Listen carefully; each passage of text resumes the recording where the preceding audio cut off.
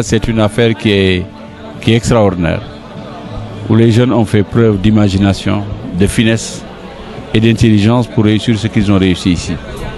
Je pense que beaucoup de Sénégalais gagneraient à venir voir et à comprendre cette politique de sensibilisation qui pour moi est une politique réussie.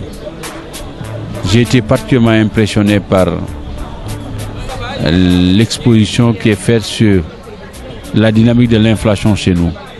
Il y a une table où on expose les produits, où on met sur le papier les prix qui étaient pratiqués en 2000 et les prix aujourd'hui qui sont pratiqués. L'inflation parfois est de 200%. Je trouve ça extraordinaire. Un bonbon de gaz qui coûtait 1200 et quelques en 2000, j'ai retrouvé à 4000 francs. C'est quelque chose de terrible. J'ai l'habitude de dire à la suite d'autres personnes que le destin d'un peuple n'appartient qu'au peuple lui-même. Et que le peuple sénégalais doit faire preuve de souveraineté pour l'exercice qui se présente en février prochain. Les responsables de cette situation sont connus. Ou ils sont au pouvoir, ou il y en a qui ont quitté le pouvoir et qui cherchent à se dédouaner et à s'amender. Il faudrait que les Sénégalais soient responsables par rapport à ça.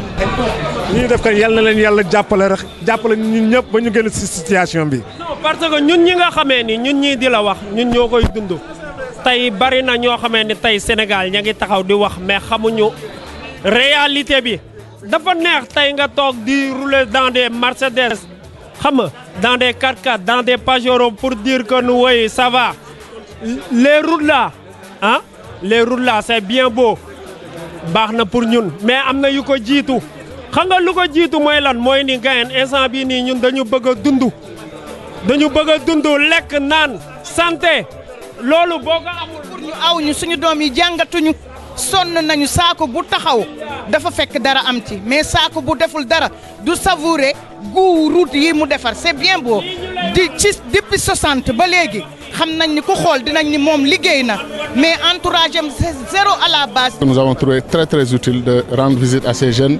Il y a une dame des Parcelles Assainies qui m'a expliqué un problème technique. Je suis à peu près sûr que tous les leaders politiques ne connaissent pas ce problème. Oui, mais c'est-à-dire que le programme, un élément fondamental de tout programme, de tout candidat, c'est de régler les problèmes du pays. Donc quand on vient ici, comme j'ai dit, on a une vision macro, c'est-à-dire générale, on a une vision globale.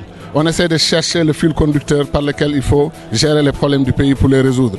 Nous, au niveau de Louis Dior, nous avons dit qu'il y avait 3 problèmes et une démarche. Les 3 problèmes, c'est qu'il faut régler la question de l'agriculture, donc nourrir les Sénégalais. La question de l'éducation, il faut éduquer les Sénégalais. La question de la santé, il faut soigner les Sénégalais. Et cela pourquoi? C'est pour libérer leur énergie et leur permettre de s'occuper des problèmes de développement de leur pays. Ces problèmes, c'est les infrastructures, c'est l'accès aux nouvelles technologies, c'est la question de l'environnement, la question de l'assainissement, l'accès à l'eau potable, l'accès à l'électricité pour tous les citoyens, développer le monde rural, etc., etc. Repositionner notre pays et le retard historique que nous avons accumulé du fait d'un mauvais leadership. Nous donnons toujours l'exemple de la Corée du Sud. 1960, 1,5 milliard de dollars de PIB. Sénégal, 1,5 milliard de PIB. Le Sénégal l'a multiplié 13 fois, on est à 14 milliards. La Corée du Sud est à 600 milliards de dollars. Ils ont multiplié 400 fois leur PIB. Comme on dit en Wolof, lan la ñu gën ay leaders la ñu gën. Ils ont des leaders qui sont plus patriotes peut-être, plus tournés vers le développement, plus stratèges en développement que les nôtres. Donc c'est pour cela que nous voulons changer notre pays. ba Ablaye Wade bu ñu demee ba ne Ablaye Wade ay fan ko fi dese man dama ciy sant yàlla daal parce que man saa yu may yeewoo damay ñaan nguuram bi jeex ndax ay la yéwén baaxul ci réew mi gis nga waaju baax ji li mu wax dafa am solo Sénégal bi amoon bi 2000 non Sénégal 2012 ku fi nekkati di nga faale askan bi xam ni askan bee la fal. lii de fii ñu dugg moom xalaat bi dafa rafet ndax boo bëggee taxaw am réew da ngay xam yitteem te dafa mel ne tey ji nit ñi li leen gënoon a yitteel ci mbir mi mooy wane yitte yi li leen gënoon a ñor mooy wane yitte yi te comme am réew moom li ci ëpp solo mooy nga fexe ba ña fa ne nga fonk leen respecté leen mu mel ne lii dafay bokk ci luy contribuer ci loolu ñun nag dafa am lu ñu tàmm mooy askan woo xam ne day fale li war a bees nag mooy askan wu ñuy fal askan wi weesuwul faale ko te faalewu ko weesuwul di jaamu ay soxlaam nekk ci ay yitteem yaakaar naa ni bokk na ci lu nga xamante ni moo ñu boole.